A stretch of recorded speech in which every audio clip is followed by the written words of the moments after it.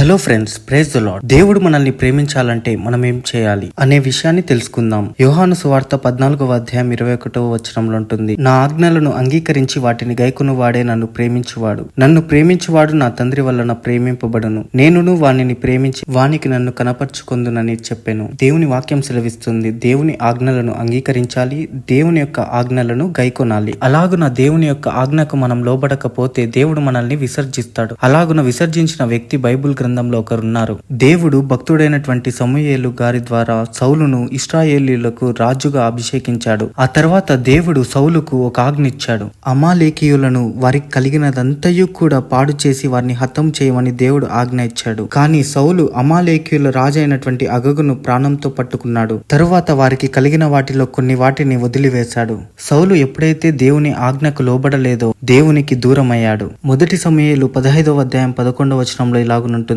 నా ఆజ్ఞలను గైకొనకపోయెను గనుక అతనిని రాజుగా నిర్ణయించినందుకు నేను పశ్చాత్తాపపడుతున్నాను అని దేవుడు పలుకుతున్న మాట ఇది. దేవుడు మనల్ని ప్రేమించాలంటే దేవుని యొక్క ఆజ్ఞలకు మనం లోబడాలి. అలాగున జీవిస్తే మనల్ని దేవుడు మనల్ని ప్రేమిస్తాడు.